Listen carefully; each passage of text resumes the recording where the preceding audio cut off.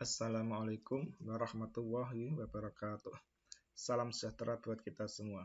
Semoga pada hari ini kita masih diberikan kesehatan, keselamatan, dan kekuatan oleh Allah Subhanahu wa Ta'ala, Tuhan yang Maha Kuasa, sehingga pada hari ini kita masih bisa mengikuti perkuliahan manajemen sumber daya manusia secara daring. Pada pertemuan yang kedua yang kemarin, minggu lalu kita sudah mempelajari dan menguasai tentang Human Resource Management, Strategi and Analysis. Pada pertemuan yang kedua itu kita sudah mengetahui pengertian dari manajemen sumber daya manusia, pengertian atau perbedaan manajer dan pemimpin, tujuan manajemen sumber daya manusia, juga benchmarking. Benchmarking di sini adalah kunci atau rahasia perusahaan pesaing kita yang unggul, kemudian kita adaptasi atau kita implementasi ke perusahaan kita, sehingga perusahaan kita bisa menjadi lebih unggul atau mampu bersaing dengan perusahaan pesaing tersebut. Sehingga pada perkuliahan yang kemarin kita menjelaskan sumber daya manusia atau Human Resource Management, Strategi and Analysis.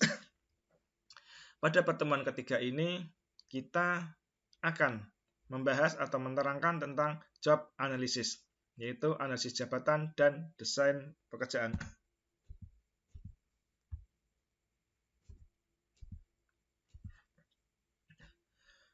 Pada bagian pertama ini kita akan menjelaskan analisis pekerjaan atau jabatan. Analisis jabatan menurut Gary Dessler tahun 2016 yaitu prosedur yang digunakan untuk menentukan tugas dari posisi dalam perusahaan dan karakteristik orang yang harus dipekerjakan untuknya. Sedangkan menurut Robin and Kotler 2016, analisis jabatan yaitu penilaian yang memperinci sebuah pekerjaan beserta perilaku yang diperlukan dalam mengerjakannya. Sehingga dengan dua pengertian atau definisi tersebut dapat kita simpulkan bahwasanya analisis jabatan yaitu suatu prosedur yang digunakan untuk menentukan tugas, kewajiban, dan tanggung jawab yang diperlukan oleh masing-masing jabatan dalam suatu perusahaan. Dalam proses analisis pekerjaan akan menghasilkan informasi untuk menyusun deskripsi pekerjaan atau job description, yaitu daftar yang berisi apa yang diminta oleh pekerjaan tersebut dan spesifikasi pekerjaan atau job specification, yaitu jenis orang yang harus dipekerjakan untuk pekerjaan tersebut. Tujuan dari analisis jabatan di sini yaitu yang pertama menganalisis jenis pekerjaan. Menganalisis jenis-jenis pekerjaan, baik itu pekerjaan secara menggunakan akal maupun menggunakan otak atau otot. Bisa untuk yang berpikir atau pekerjaan yang berat. Kedua, kualifikasi pekerja. Kualifikasi pekerja di sini syaratnya seperti apa? Apakah pendidikannya, keterampilannya, itu fungsi dari analisis jabatan. Yang ketiga yaitu perhitungan beban kerja. Dengan adanya analisis jabatan dapat diketahui beban kerja atau perhitungan beban kerja. Perhitungan beban kerja ini nantinya akan berhubungan dengan kompensasi dan insentif yang diterima oleh pekerja. Yang keempat yaitu penempatan pekerja. Dengan adanya analisis jabatan di sini, perusahaan dapat menempatkan pekerja itu sesuai dengan keterampilan atau keahlian yang dimilikinya. Contoh, dia seorang sarjana akuntansi, maka perusahaan tersebut menempatkan karyawan atau pekerja pada jabatan seorang akunting. Sehingga ini analisis jabatan digunakan atau memiliki tujuan untuk menempatkan karyawan atau pekerja sesuai dengan keterampilan atau keahliannya. Tujuan yang kelima yaitu penetapan standar kualitas kerja. dengan analisis jabatan dapat diketahui standar kualitas kerja itu seperti apa. Misalnya akunting, standar kualitas kerja seperti apa? Contoh mungkin seorang akunting harus dia standar kualitas harus cermat, teliti, memahami tentang akuntansi dalam suatu perusahaan. Manfaat dari analisis pekerjaan. Yang pertama itu menetapkan basis rasional bagi struktur kompensasi. Di sini dapat digunakan untuk struktur kompensasi yang diberikan kepada karyawan. Yang kedua, digunakan untuk mengevaluasi bagaimana tantangan-tantangan lingkungan yang dapat mempengaruhi pekerjaan individual. Tantangan-tantangan lingkungan ini bisa berasal dari lingkungan eksternal, dari luar perusahaan maupun dari internal perusahaan, dari dalam perusahaan tersebut, sehingga tantangan-tantangan ini dievaluasi bagaimana apakah akan mempengaruhi pekerjaan yang bersifat individual. Yang ketiga, digunakan untuk merencanakan kebutuhan sumber daya manusia di waktu yang akan datang. Itu perusahaan digunakan untuk merencanakan kebutuhan sumber daya manusia atau karyawan dalam suatu perusahaan itu di waktu yang akan datang itu dibutuhkan berapa, sehingga itu diperlukan analisis pekerjaan. Manfaat yang keempat yaitu menentukan kebutuhan latihan bagi pekerja atau karyawan lama maupun karyawan baru. Dengan adanya analisis pekerjaan, perusahaan dapat menentukan kebutuhan akan diklat atau pelatihan-pelatihan apa yang dibutuhkan, baik untuk pekerja yang sudah lama maupun pekerjaan baru yang baru diangkat dalam suatu proses seleksi atau perekrutan. Yang kelima yaitu menempatkan karyawan pada pekerjaan sesuai dengan keterampilannya. Dengan tujuan tadi, dengan adanya analisis jabatan, perusahaan dapat menempatkan karyawan sesuai dengan keterampilan dan keahliannya. Yang keenam yaitu menetapkan standar prestasi kerja. Dengan menganalisis pekerjaan, perusahaan dapat menetapkan standar prestasi kerja dari suatu jenis pekerjaan tersebut. Yang ketujuh, merencanakan pengembangan karyawan yang potensial. Seperti yang tadi, merencanakan kebutuhan latihan, sedangkan yang ketujuh ini pengembangan karyawan yang potensial. Karyawan yang potensial ini dikembangkan mau seperti apa? Apakah karyawan akan dipromosikan pada jabatan yang lebih tinggi atau dialihkan pada bagian yang sesuai dengan kebutuhan atau keterampilan, sehingga karyawan tersebut dapat pengembangan karyanya dapat terlaksana. Yang kedelapan, dapat membantu revisi struktur organisasi. Dengan adanya analisis pekerjaan di sini, perusahaan dapat merevisi struktur organisasi. Apakah struktur organisasi itu akan diringkas, dikurangi dengan adanya pekerjaan, atau struktur organisasi perlu ditambah jabatan apa yang diperlukan dalam suatu perusahaan tersebut dengan melakukan analisis pekerjaan. Yang kesembilan yaitu mengevaluasi bagaimana tantangan-tantangan lingkungan yang dapat mempengaruhi pekerjaan individual. Seperti yang tadi, manfaat analisis pekerjaan juga dapat digunakan mengevaluasi tantangan-tantangan, baik tantangan internal maupun eksternal dalam satu perusahaan yang dapat mempengaruhi pekerjaan secara individual. Isi dari analisis pekerjaan. Yang pertama, what? Apa yang harus dikerjakan? Yang harus dikerjakan itu apa? How? Bagaimana cara mengerjakannya? Bagaimana suatu akunting itu cara mengerjakan bagaimana? Apakah menggunakan rumus-rumus akuntansi secara manual atau secara otomatis? Ketiga, why? Mengapa harus dikerjakan seperti itu? Mengapa akuntansi harus dikerjakan dengan rumus atau cara seperti yang telah ditetapkan. Yang keempat, WOM, kualitas orang macam apa yang tepat untuk mengerjakannya. Akuntansi, akunting, itu pekerja atau orang apa yang tepat digunakan untuk menduduki jabatan akunting. Penggunaan informasi analisis jabatan ini pertama digunakan untuk deskripsi jabatan dan spesifikasi jabatan. Deskripsi jabatan dan spesifikasi jabatan di sini nanti digunakan untuk yang pertama itu keputusan rekrutmen dan seleksi. Rekrutmen dan seleksi karyawan yang dibutuhkan. Selanjutnya penilaian kinerja.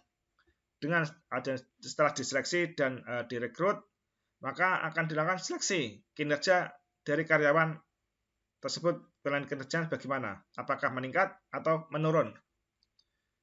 Selanjutnya evaluasi pekerjaan dan keputusan gaji.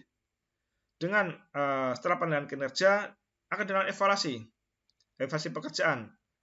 Kalau memang seandainya evaluasi pekerjaan itu meningkat baik, maka keputusan gaji juga akan mengikuti meningkat. Begitu kan sebaliknya, apabila dari evaluasi pekerjaan itu dinilai perusahaan itu menurun, maka keputusan gaji akan dilakukan penurunan atau pengurangan gaji yang diterima oleh karyawan.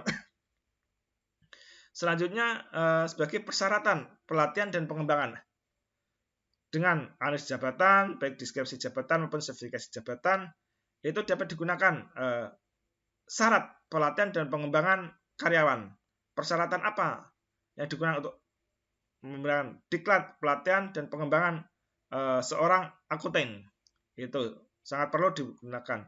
Sehingga penggunaan informasi analisis pekerjaan atau analisis jabatan sangat diperlukan dalam suatu perusahaan. Yang kedua yaitu kita akan membahas tentang desain pekerjaan. Desain pekerjaan yaitu fungsi penetapan kegiatan kerja seorang individu atau kelompok karyawan secara organisasional. Desain pekerjaan suatu cara tugas-tugas digabung untuk menciptakan pekerjaan individu, tingkat fleksibilitas, sistem pendukung yang berpengaruh langsung pada kinerja dan kepuasan karyawan. Tujuan desain pekerjaan di sini menjelaskan informasi tentang yang pertama itu aktivitas pekerjaan. Aktivitas pekerjaan di sini yaitu kegiatan-kegiatan yang dilakukan oleh pekerja dalam suatu perusahaan atau dalam suatu jabatan yang diembannya. Dalam aktivitas pekerjaan ini meliputi bagaimana pekerjaan itu dilakukan, mengapa pekerjaan tersebut dilakukan, kapan pekerja akan melakukan aktivitas pekerjaan tersebut. Yang kedua, informasi yang kedua itu perilaku manusia. Perilaku manusia di sini mengenai perilaku apa saja yang dibutuhkan oleh pekerjaan tersebut. Apakah pekerjaan itu dilakukan dengan mengangkat beban, dengan melakukan pikiran, dengan melakukan berjalan, atau secara berdiri, duduk lama, atau membungkuk, sehingga ini dibutuhkan perilaku manusia. Yang ketiga itu peralatan, baik mesin, alat, dan bantuan kerja ini. Peralatan apa yang dibutuhkan dalam melakukan pekerjaan tersebut. Selanjutnya standar kinerja. Standar kinerja di sini yaitu informasi mengenai dari pekerjaan tersebut untuk mengukur apakah pekerjaan tersebut sudah sesuai dengan standar kinerja yang telah ditetapkan atau belum. Seandainya dalam penentuan standar kinerja itu belum terlaksana, sehingga perusahaan akan dapat melakukan penilaian atau melakukan desain pekerjaan tersebut sehingga standar kinerja itu agar dapat sesuai yang telah ditetapkan. Yang kelima yaitu konteks pekerjaan. Konteks pekerjaan di sini adalah informasi mengenai kondisi fisik pekerja. beban kerja, insentif, kompensasi, dan lain-lain sebagainya adalah konteks pekerjaan. Tujuan yang terakhir yaitu persyaratan manusia atau human requirement. Human requirement di sini informasi tentang spesifikasi pekerjaan yang dibutuhkan untuk menduduki jabatan tertentu, seperti pengetahuan, keterampilan, kecerdasan, kepribadian maupun minat. Sehingga ini semua adalah tujuan dari desain pekerjaan. Hubungan analisis jabatan dan desain jabatan. Analisis jabatan tadi meliputi deskripsi jabatan dan spesifikasi jabatan. Juga implementasi tugas yang tertera pada deskripsi jabatan. Sedangkan desain jabatan juga sama, mencakup tentang deskripsi jabatan dan spesifikasi jabatan. Implementasi tugas yang tertera pada deskripsi jabatan. Sehingga desain jabatan di sini merupakan manipulasi dari faktor-faktor yang mendorong efektivitas pelaksanaan tugas. Itu adalah hubungan antara analisis jabatan dan desain jabatan. Alasan perlunya dilakukan atau diadakannya desain pekerjaan di sini yaitu seringnya terjadi konflik antara kebutuhan dan keinginan karyawan. Sehingga sering terjadi konflik hubungan kebutuhan dan keinginan karyawan, sehingga perlu dilakukan desain pekerjaan. Alasan selanjutnya yaitu sifat yang unik dari setiap karyawan, sehingga muncul berbagai perbedaan sikap, kegiatan fisik maupun produktivitas tertentu. Karena setiap karyawan mempunyai sifat yang unik, dia itu seorang karyawan pendiam atau yang aktif, yang penuh inovasi, sehingga dengan adanya perbedaan sikap, kegiatan fisik dan produktivitas, sehingga perlu dilakukan desain pekerjaan. Alasan selanjutnya yaitu perubahan lingkungan, organisasi dan perilaku karyawan. Dengan adanya perubahan lingkungan, baik lingkungan internal maupun eksternal, organisasi dan perilaku karyawan, sehingga perusahaan perlu melakukan desain pekerjaan. Alasan selanjutnya itu kemampuan dan ketersediaannya karyawan. Apakah perusahaan itu karyawan dan kemampuan karyawan itu berhasil atau kurang mencukupi, sehingga apabila kemampuan dan jumlah karyawan itu masih kurang atau belum memenuhi persyaratan, sehingga dilakukan desain pekerjaan. Unsur dari desain pekerjaan di sini itu pertama meliputi otonomi. Otonomi di sini mempunyai tanggung jawab apa yang telah dilakukan. Unsur yang kedua yaitu variasi. Variasi di sini memiliki bermacam pekerjaan sehingga tidak terjebak pada rutinitas. Sehingga itu diperlukan inovasi. Inovasi bermacam-macam pekerjaan, tidak terjebak pada rutinitas aktivitas sehari-hari yang dilakukan. Unsur yang ketiga yaitu identitas tugas. Yaitu di sini yaitu memiliki kejelasan atas tugas yang diemban. Yang keempat yaitu umpan balik, memiliki kesempatan memberikan penilaian atas pekerjaan yang dilakukan. Hubungan deskripsi dan spesifikasi jabatan.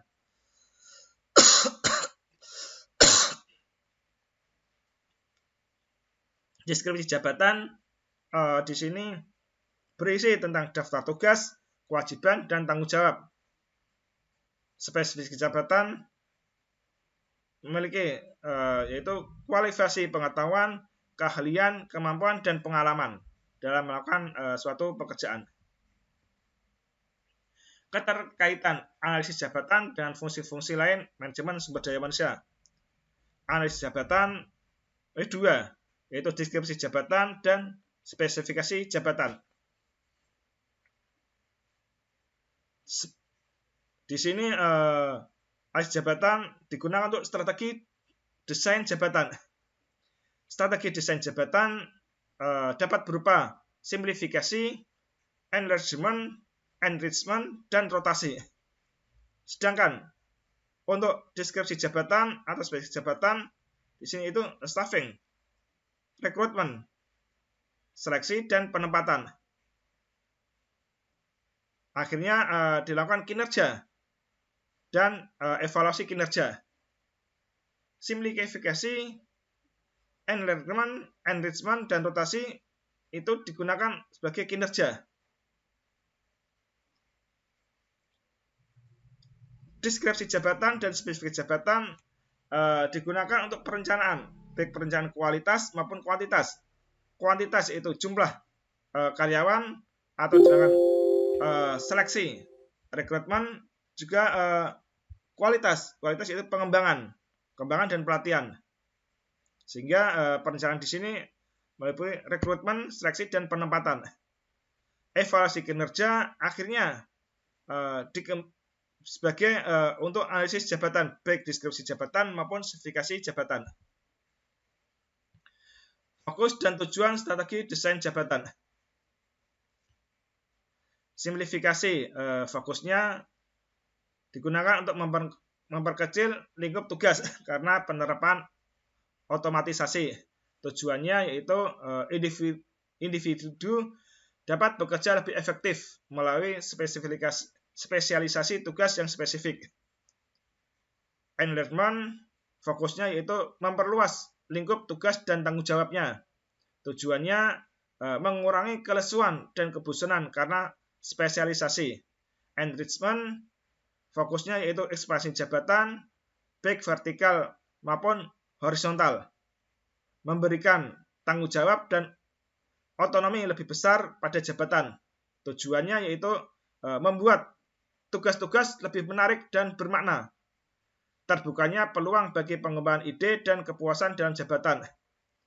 Rotasi, fokusnya yaitu menambah variasi tugas dan tanggung jawab. Tujuannya yaitu mengurangi efek demotivatif dalam jabatan. Tujuan yang kedua yaitu peningkatan pengalaman dalam jabatan tersebut. Penjelasan satu persatu yaitu job enlargement. Job enlargement di sini itu memperluas isi pekerjaan secara horizontal, mengurangi spesialisasi. Job rotation, memindahkan karyawan pada berbagai jabatan. Keberhasilan job enlargement dan job rotation dan munculnya teori motivasi Maslow dan Hart akan melahirkan job enrichment. Yang dimaksud dengan job enrichment di sini yaitu perkembangan lebih lanjut dari job rotation dan job enlargement. Berdasarkan teori motivasi Hesberg, untuk memotivasi karyawan, jabatan itu perlu diperkaya atau enrich, sehingga memberi kesempatan untuk yang pertama assessment, recognition, responsibility, advancement, dan growth, pertumbuhan. Contoh dari job enrichment. Sebelum dilakukan job enrichment di sini, setiap karyawan dirotasi pada semua mesin. Setelah adanya job enrichment, setiap karyawan dirotasi hanya pada 2 mesin. Kalau sebelum itu pada semua mesin dirotasi. Setelah job enrichment, karyawan itu dirotasi hanya pada 2 mesin. Sebelum job enrichment, jika mesin rusak, operator memanggil petugas perawatan mesin. Setelah job enrichment di sini yaitu karyawan mendapat latihan perawatan mesin, baik preventif maupun korektif, dan memperbaiki sendiri 2 mesin yang menjadi tanggung jawabnya. Sebelum job enrichment di sini, operator mengganti spare part sesuai jadwal menurut manual. Setelah job enrichment, operator menetapkan sendiri kapan blade akan diganti. Sebelum job enrichment, mandor mengawasi operator dan melakukan tindakan korektif jika performansi kurang baik. Setelah job enrichment, memberikan sistem feedback yang memberikan keterangan tentang hasil kerja langsung pada operator. Sebelum job enrichment, karyawan melakukan proses khusus terhadap tiap produk benda kerja yang melewati mereka. Setelah job enrichment, satu benda kerja digarap hingga selesai oleh satu kelompok 3-5 pekerja secara khusus. Sebelum job enrichment, tugas karyawan ditentukan oleh supervisor atau mandor. Setelah job enrichment, kelompok karyawan menetapkan sendiri pembagian tugas. Sebelum job enrichment, mandor atau inspektor memeriksa mutu pekerjaan. Setelah job enrichment, kelompok karyawan memeriksa sendiri mutu pekerjaan. Kegunaan dari informasi analisis pekerjaan atau job analisis di sini itu yang pertama, menetapkan basis rasional bagi struktur kompensasi, menghapuskan persyaratan kerja yang menyebabkan diskriminasi dalam pengadaan personalia, merencanakan kebutuhan sumber daya manusia di waktu yang mendatang dan sebagai basis perencanaannya, memforecast dan menentukan kebutuhan latihan bagi karyawan baru maupun karyawan lama, menetapkan standar prestasi kerja secara realistik, menempatkan karyawan pada pekerjaan yang sesuai dengan keterampilan mereka secara efektif, membantu merevisi struktur organisasi, memperkenalkan para karyawan baru dengan pekerjaan mereka. Yang ke-9, memperbaiki aliran kerja. Ke-10, menetapkan garis promosi dalam semua departemen dan organisasi. Pengumpulan informasi analisis pekerjaan. Tahap pertama yaitu persiapan analisis pekerjaan. Tahap kedua yaitu pengumpulan data, baik secara observasi, wawancara, kuesioner, logs maupun kombinasi. Tahap ketiga yaitu penyempurnaan data. Tahap analisis pekerjaan yaitu yang pertama pengenalan organisasi dan tipe pekerjaan dilakukan bagi karyawan baru, sehingga ini dapat dilakukan identifikasi pekerjaan. Selanjutnya penyusunan daftar pertanyaan. Penyusunan daftar pertanyaan di sini digunakan untuk pengumpulan data. Pengumpulan data ini sebagai aplikasi dari deskripsi dan spesifikasi jabatan. Ini digunakan untuk sistem informasi sumber daya manusia. Metode pengumpulan informasi analisis pekerjaan yang melibatkan HR spesialis, pekerja dan supervisor. Metode yang digunakan yang populer yaitu pertama bisa dilakukan dengan wawancara. Wawancara yaitu metode yang digunakan wawancara individu dengan setiap karyawan. Wawancara kelompok karyawan yang memiliki kesamaan pekerjaan. Wawancara supervisor dengan satu atau lebih supervisor tentang pemahaman pekerjaannya. Yang kedua yaitu secara kuesioner. Jenis kuesioner yang biasanya digunakan adalah kuesioner berbentuk checklist yang terstruktur atau kuesioner berbentuk terbuka yang terstruktur. Bisa checklist jawaban pilihan 1, 2, 3 atau ABC maupun kuesioner berbentuk terbuka yang struktur isian yang sesuai dengan jawaban dari karyawan. Selanjutnya itu pengamatan atau observasi.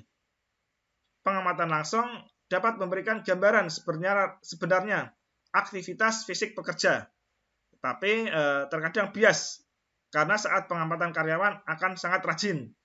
Karyawan yang dilakukan pengamatan itu biasanya karyawan rajin. Namun demikian, apabila tidak dilakukan pengamatan, karyawan itu akan bekerja dengan seenaknya atau secara santai. Sehingga diperlukan penggabungan metode pengamatan dan wawancara. Metode selanjutnya itu catatan harian. Catatan atau laporan aktivitas pekerjaan harian karyawan. Metode selanjutnya itu teknik analisis jabatan kuantitatif, yaitu dengan menggunakan pendekatan kuantitatif seperti wawancara dan kuesioner yang tidak selalu sesuai. Metode yang digunakan yaitu Position Analysis Questionnaire, PAQ, Department of Labor, DOL, Prosedur Functional Job Analysis. Dapat juga menggunakan berbagai sumber informasi. Perusahaan bisa mengumpulkan data baik dari pekerja individu, kelompok, atau supervisor, atau dari observasi analisis pekerjaan. Metode yang digunakan wawancara, observasi, atau kuesioner secara bersamaan. Masalah yang muncul dari penggunaan beberapa data adalah penilaian orang secara individu. Jadi sudah dijelaskan bahwa deskripsi pekerjaan yaitu suatu pernyataan tertulis yang menguraikan fungsi, tugas-tugas, tanggung jawab, wewenang, kondisi kerja, dan aspek-aspek pekerjaan tertentu lainnya. Sedangkan spesifikasi pekerjaan yaitu menunjukkan siapa yang melakukan pekerjaan itu dan faktor-faktor manusia yang diisyaratkan. Contoh dari deskripsi pekerjaan. Ini nama jabatan, misalnya manajer pelatihan dan pengembangan. Pada jabatan itu tanggal sekian, fungsinya di bawah supervisor umum, direktur personalia. Tugas-tugasnya adalah bekerja sama dengan para anggota manajemen lainnya dengan persetujuan direktur dan lain-lain.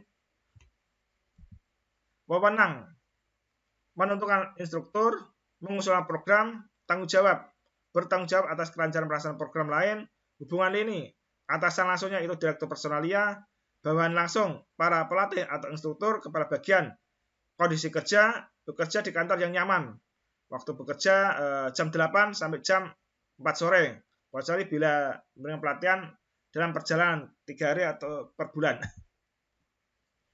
Contoh spesifikasi pekerjaan. Nama jabatan kepala bagian riset kimia. Persyaratan pekerjaan ada pendidikan, sarjana teknik kimia, pengalaman 5 tahun, persyaratan fisik, kesehatan sehat, persyaratan mental, inisiatif dan kreatif, supervisi ada dilakukan 6 sampai 10 sarjana teknik kimia. Kondisi kerja baik 80% duduk di atas kursi nyaman yang ber-AC. Kita selanjutnya akan menjelaskan tentang mendesain ulang pekerjaan atau job redesign. Job redesign atau mendesain ulang pekerjaan yaitu sebagai kegiatan merancang atau menyusun kembali rencana-rencana yang telah dibuat tentang tugas-tugas dari pekerjaan para karyawan sesuai dengan kebutuhan dan kemampuan individu. Pendekatan alternatif untuk mengurangi ketidakpuasan kerja dan meningkatkan potensi motivasi pekerjaan. Mendesain ulang pekerjaan hendaknya ditujukan kepada perubahan terhadap pekerjaan-pekerjaan yang lebih khusus, yang saling memiliki ketergantungan antara individu karyawan dan kelompok kerja, dengan harapan dapat meningkatkan kualitas kerja para karyawan dan produktivitas kerja dalam suatu perusahaan.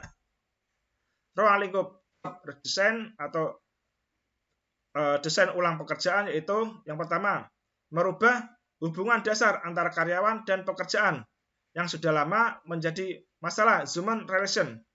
Yang kedua, mempengaruhi karyawan untuk memberi perhatian pada hasil kerja dalam rangka mengurangi kegagalan. Yang ketiga, membantu individu karyawan dalam memperoleh kembali kesempatan kerja yang lebih baik. Yang keempat, menawarkan kepada manajemen perusahaan suatu kesempatan untuk melancarkan dan memurnikan keseluruhan sistem kerja.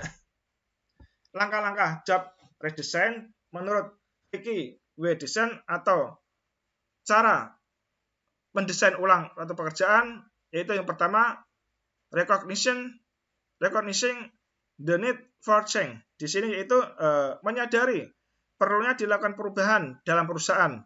Misalnya berkaitan dengan pembagian dan beban pekerjaan yang dikomplainkan oleh karyawan yang berpengaruh pada menurunnya motivasi karyawan. Ketersediaan teknologi, misalnya kebutuhan komputer baru yang lebih efisien. Yang kedua, selection of the intervention, yaitu pemilihan intervensi ditempuh setelah menentukan perlunya perubahan dalam perusahaan. Banyak opsi yang bisa dilakukan oleh manajer sumber daya manusia dalam melakukan intervensi. Misalnya apabila karyawan merasa bosan dan pekerjaan itu kurang menantang, maka job redesign di sini dilakukan dengan pendekatan secara logis. Manajer harus menggunakan pengalaman, intuisi, dan pengetahuannya. Yang ketiga yaitu diagnosis of the work system and context, yaitu diagnosis sistem kerja dan konteksnya. Dalam hal ini, manajer sumber daya manusia harus memastikan bahwa suatu job desain harus sejalan dengan sistem kerja perusahaan. Terdapat 6 langkah untuk mendiagnosis sistem kerja, yaitu yang pertama diagnosis of existing job. Misalnya mengevaluasi metode yang digunakan seperti job analysis maupun job diagnosis survey. Yang kedua, diagnosis of the existing workforce. Misalnya membandingkan kinerja, motivasi, dan kepuasan karyawan. Yang ketiga yaitu diagnosis of technology. Misalnya yaitu teknologi harus memaksimalkan kemampuannya karena perlengkapan dan mesin-mesin yang sangat mahal. Yang keempat yaitu diagnosis of organizational design, menentukan bagaimana budaya organisasi, apakah menerima perubahan atau tidak. Selanjutnya itu diagnosis of leader behavior. Kerjasama semua supervisor sangat penting dalam membuat job redesign. Selanjutnya itu diagnosis of group and social process. Keterpaduan kelompok sangat penting dalam membuat job redesign. Yang keempat, langkah-langkah keempat atau cara yang keempat yaitu cost benefit analysis of proposed change. Di sini yaitu biaya job redesign meliputi pembelian mesin, kenaikan gaji karyawan harus disesuaikan dengan keuntungan potensial perusahaan. Keuntungan dari job redesign di sini meliputi meningkatnya motivasi kerja, kepuasan kerja, komitmen terhadap perusahaan dan kinerja. Yang kelima yaitu the go/no-go decision. Setelah menentukan cost dan benefitnya dari job redesign, maka selanjutnya manajer mempertimbangkan alternatif yang lain. Misalnya mempertimbangkan konsekuensi jangka pendek dan jangka panjang. Yang keenam yaitu development of the implementation strategy. Mempertimbangkan pengembangan strategi implementasi. Ini meliputi siapa yang merencanakan intervensi job redesign. Perubahan apa yang dibuat? Siapa yang dipengaruhi oleh perubahan? Kapan intervensi dilakukan di tempat kerja? Isu-isu strategis harus dikembangkan secara sistematis sebelum dilakukan perubahan. Yang ketujuh yaitu implementation. Implementation di sini yaitu penerapan job redesign dilakukan dengan sedapat mungkin memunculkan masalah baru. Kedelapan yaitu supplement to the intervention. Tambahan perubahan adalah sangat penting terkait dengan faktor kontekstual dalam perusahaan. Misalnya perubahan struktur organisasi atau sistem penghargaan menjadi penting karena intervensi job redesign. Langkah ke-9 yaitu evaluation of the intervention. Di sini itu langkah terakhir yaitu menentukan apakah job redesign berjalan secara efektif. Pada langkah ini, manajer harus melihat bagaimana pengaruh perubahan, persepsi karyawan, kinerja, dan hubungan kerja lainnya sebelum adanya intervensi, dan dibandingkan hasil setelah dilakukan intervensi. Sehingga di sini manajer harus menguji pengaruh intervensi dan mengevaluasi biaya dan keuntungan. Sehingga dalam pertemuan kedua di sini yaitu job analysis, yaitu analisis pekerjaan dan desain pekerjaan, dapat disimpulkan bahwasanya analisis pekerjaan atau job analysis di sini yaitu suatu prosedur yang digunakan untuk menentukan tugas dan dari posisi dalam suatu perusahaan dan karakteristik orang yang harus dikerjakan untuknya. Proses analisis pekerjaan. Proses analisis pekerjaan memiliki tujuan mengumpulkan informasi-informasi mengenai aktivitas kerja, perilaku manusia, peralatan yang dibutuhkan, standar kinerja, konteks pekerjaan, dan persyaratan manusia. Aktivitas manajemen sumber daya manusia yang menggunakan analisis pekerjaan antara lain perekrutan dan seleksi, kompensasi, penilaian kinerja, dan pelatihan. Beberapa metode yang digunakan diantaranya metode kuesioner, metode observasi, metode wawancara, maupun metode kombinasi. Sedangkan yang dimaksud dengan job deskripsi atau deskripsi pekerjaan di sini yaitu pernyataan tertulis mengenai apa yang sebenarnya dilakukan pekerja, bagaimana ia melakukannya, dan bagaimana kondisi pekerjaan tersebut. Dalam deskripsi pekerjaan memuat yaitu identifikasi pekerjaan, rangkuman pekerjaan, tanggung jawab dan tugas, batas otoritas pemegang pekerjaan, standar kinerja, dan kondisi kerja, serta spesifikasi pekerjaan. Sedangkan spesifikasi pekerjaan menjelaskan syarat-syarat minimum yang harus dipenuhi dalam melaksanakan pekerjaan. Spesifikasi pekerjaan meliputi keahlian, kecakapan, tingkat pendidikan, kemampuan fisik, maupun tingkat menduduki jabatan. Sehingga di sini adalah suatu proses job spesifikasi atau spesifikasi jabatan. Demikian perkuliahan ketiga untuk manajemen sumber daya manusia yang menjelaskan tentang job analisis, yaitu analisis jabatan, analisis pekerjaan, desain pekerjaan, dan cara mendesain ulang pekerjaan. Semoga materi perkuliahan yang ketiga ini dapat bermanfaat bagi kita semua.